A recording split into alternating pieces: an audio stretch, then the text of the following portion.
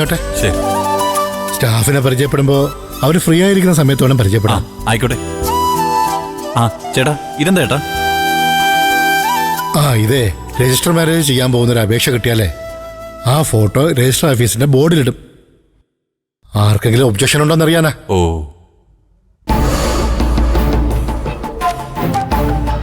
ചേട്ടാ ചേട്ടാ മറക്കല്ലേ ചേട്ടാ, ഒരു മിനിറ്റ് ആ ഫോട്ടോ നോക്കട്ടെ ചേട്ടാ. എനിക്ക് ആ ഫോട്ടോയിൽ കാണുന്ന കുട്ടി നല്ല പരിചയമുണ്ട്. അതാ മാളവിക ആനന്ദൻ, പിന്നെ പഞ്ചരത്നം വീട്. ചേട്ടാ, ഈ പേര് ഞാൻ എവിടെയോ കേട്ടിട്ടുണ്ടല്ലോ. എവിടെയാ കേട്ടെ? അതെ, ഇവര് വീട്ടുകാരറിയാതെ രജിസ്റ്റർ ചെയ്യാൻ വന്നവരാണോ? ഇവിടെ വരുന്ന മിക്ക കേസുകളും അങ്ങനെയാ. നമ്മളതൊന്നും മൈൻഡ് ചെയ്യരുത്. നമ്മളിവരുടെ അഡ്രസ്സ് അന്വേഷിച്ച് വിവരം അറിയാൻ പോയാലേ അത് പിന്നെ ഒറ്റ കൊടുക്കലായി പോവും. ഞാനേ ഇപ്പൊ വരാം കേട്ടോ. ശരി.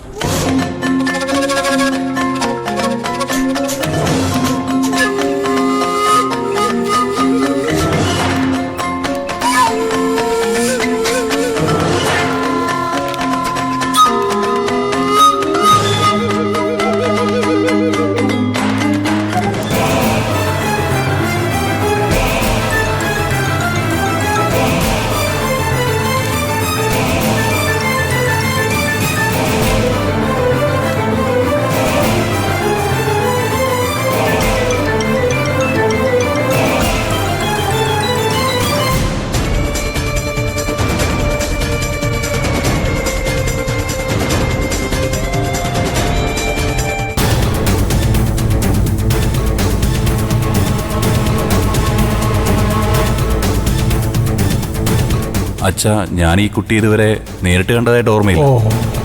പഞ്ചരത്നം എന്നുള്ള വീട്ടുപേര് കണ്ടപ്പോഴാ ഞാൻ കൂടുതൽ ശ്രദ്ധിച്ചത്. പിന്നെ അച്ഛന്റെ പേര് കണ്ടപ്പോ സംശയം ബലപ്പെട്ടു. എന്നിട്ട് എന്താ അബി, നീ അപ്പൊ തന്നെ എന്നെ അറിയിക്കാതിരുന്നേ? ഞാൻ പിന്നീട് അത് വിട്ടുപോയി ശബരേട്ടാ. ഓഫീസിലെ കാര്യങ്ങൾ ഓരോന്നിങ്ങനെ മനസ്സിലാക്കി വരുന്നതിനിടയില് മറ്റൊന്നിനെക്കുറിച്ചും ആലോചിച്ചില്ല. പിന്നെ ഇവിടെ വന്നപ്പോഴാ ഞാൻ ഇതിനെക്കുറിച്ച് ഓർത്തത്. നമുക്കിനി എന്ത് ചെയ്യാൻ പറ്റുമെന്ന് ആലോചിക്കാം. ബി, ദയോട് എന്തായാലും ഈ കാര്യം പറയണ്ട. ഇല്ലച്ചാ, ഞാൻ പഞ്ചരത്നത്തിൽ പോയിട്ട് ആദ്യം രഘുവേട്ടനോടും മറ്റും ഇതൊന്ന് സംസാരിക്കട്ടെ. അവർക്ക് 1 മാസത്തിനുള്ളിലൊന്നും രജിസ്റ്റർ ചെയ്യാൻ പറ്റില്ലല്ലോ അബി. ഇല്ല, അതിനിടയിൽ ആരെങ്കിലും ഒബ്ജക്ഷൻ പറഞ്ഞാൽ ഈ അപേക്ഷ എന്നെ ക്യാൻസലാവും. ആ ശരി, നീ ഇത് വേറെ ആരോടും പറഞ്ഞിട്ടില്ല? ഇല്ല ശബരേട്ടാ, ഞാൻ ആരോടും പറഞ്ഞിട്ടില്ല. ഓക്കെ, തൽക്കാലം ഇത് നമ്മൾ മാത്രം അറിഞ്ഞാൽ മതി. ശബരേട്ടാ, ശബരേട്ടാ, അനന്തേച്ചി ചായ എടുത്ത് വെച്ചിട്ടുണ്ട്. എല്ലാരും വാ, നമുക്ക് ചായ കുടിക്കാം. ശരി, വരാം. നിച്ചല്ലേ വാബി, അച്ഛന് ചായ വേണ്ട, നിങ്ങൾ കുടിച്ചോ. ആ വാബി വാ. വാ. ശരി.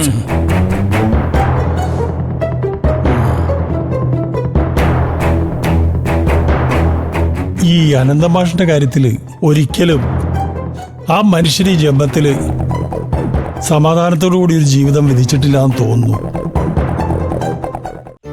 എനിക്കൊരു ഉമ്മ തന്നെ. ആ വാവ, നിന്നെ പോലെ ഉണ്ട്. ബാ പോവാ നമുക്ക്. ബാ, ബാ. ദാ.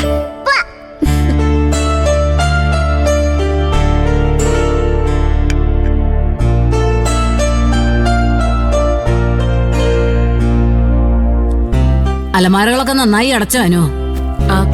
അതിന്റെയൊക്കെ താക്കോലുകളെ കൈ തന്നെ വെച്ചു. ഇവിടെ വെക്കേണ്ട ആവശ്യമൊന്നും ഇല്ലല്ലോ. ഒരു ഷെൽഫില് വീടിന്റെ ഡോക്യുമെന്റ്സ് വെച്ചിട്ടുണ്ടെന്നേ ഉള്ളൂ ഭാനുമേ. വേറെ വിലപിടിപ്പുള്ളതൊന്നും ഇവിടെ ഇല്ല. അല്ലെങ്കിലും ഭാനുമ്മ ഉള്ളപ്പോ ഒരു കള്ളനും ഇവിടെ കയറാൻ പോണില്ല. പണ്ടത്തെ കാലമല്ല സാറേ, സൂക്ഷിച്ചില്ലെങ്കിലേ ആർക്കായാലും പണി കിട്ടും. ആ അതും ശരിയാ. അല്ല അതുപോട്ടെ, വിഷുവായിട്ട് ഭാനുമ്മയ്ക്ക് എവിടെ പരിപാടി? മക്കളുടെ ആരുടെങ്കിലും വീട്ടിലേക്ക് പോകണോ അതോ? ഇല്ല സാറേ, അതൊക്കെ കുറച്ച് ദൂരെയാ. എന്റെ ഓണം വിഷു ഒക്കെ എല്ലാ വർഷവും സുശീലയുടെയും മക്കളുടെ അടുത്താ. ഇത്തവണയും ഞാൻ അവിടെ തന്നെ പോകും. സുശീലാന്റെ ഇന്ദ്രേട്ടനും ഭാനുവമ്മ അങ്ങോട്ട് കേറ്റോ? എനിക്ക് തോന്നുന്നില്ല. എന്നെ ഇറക്കി വിടാനുള്ള ചോറൊന്നും സുശീല ഉണ്ടിട്ടില്ല മോളെ. പിന്നെ ഇന്ദ്രൻ, അവൻ എന്തൊക്കെ പറഞ്ഞാലും ഒരു മനസ്സുണ്ട്. ഭാനുവമ്മയോട് ഗുരുത്വദോഷമൊന്നും അവൻ കാണിക്കില്ല. ഇതാ ഭാനുമേ, വീടിന്റെ താക്കോല് മൊത്തം ഇതിലുണ്ട്. ഭാനുമ്മ പോകുമ്പോ എല്ലാം ലോക്ക് ചെയ്തിട്ട് പോയാ മതി. അതൊക്കെ ഞാൻ വേണ്ടതുപോലെ ചെയ്തോളാം മോളെ. ആ നിങ്ങൾ ധൈര്യമായിട്ട് പോയി വാ. ആ അനുപമേ നമുക്ക് ഇറങ്ങിയാലോ? ആ ശരി അങ്ങളെ, ഇറങ്ങാം. മഞ്ചാടി മിച്ചോനൊക്കെ റെഡിയല്ലേ? ഞങ്ങൾ എപ്പോഴേ റെഡി അങ്കിളെ. ആ എന്നാ വാ. ആരാണ് ഈ സമയത്ത് ബെല്ലടിക്കണത്? ഞാൻ നോക്കാം.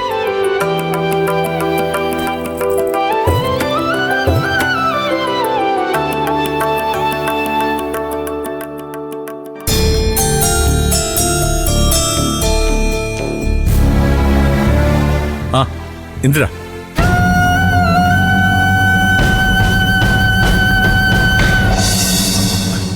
നാളെ വിഷുവല്ലേ ഞങ്ങള് എല്ലാവരും പഞ്ചരത്നത്തിലേക്ക് പോകുന്നു അറിയാം. അതിനു മുമ്പ് വിച്ചുമനെ കണ്ട് അവന് വിഷുക്കോടിയും വിഷുക്കൈനീട്ടും കൊടുക്കാൻ വേണ്ടി വന്നതാ ഞാൻ.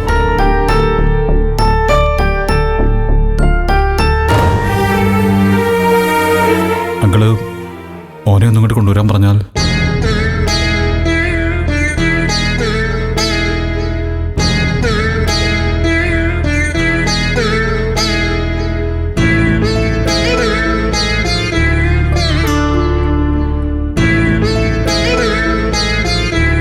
മഞ്ചാടി, നീ മോനെയും കൊണ്ട് അങ്ങോട്ട് ചെല്ല.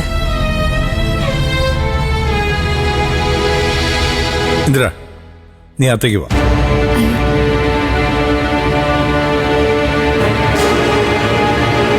മടിക്കാതെ കയറി വന്നോ. പഠിക്കു വന്നെന്ന് മോന് വിഷുക്കോടി കൊടുക്കുന്നത് ശരിയാണോ? നീ വാ.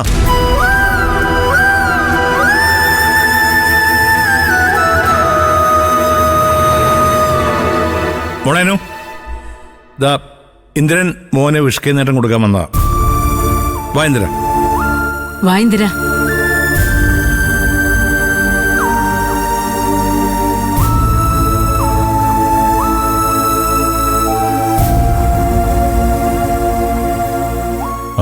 വിച്ചുമോനെ അച്ഛൻ്റെ അടുത്ത് പോടാ. ഇതൊക്കെ അച്ഛൻ മോന് വേണ്ടി കൊണ്ടുവന്നതാ.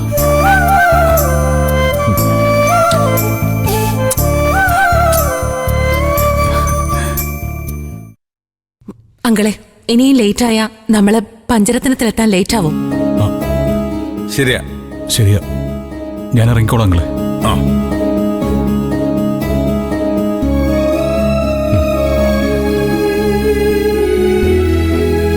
വിജുട്ടാ, ഇനി പഞ്ചരത്നത്തിലേക്ക് പോയിക്കോ കേട്ടോ. ഈ ഉടുപ്പൊക്കെ മോനുള്ളതാ.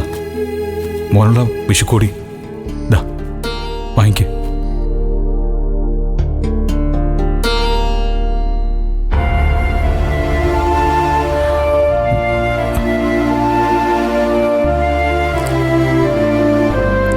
പിടിച്ച്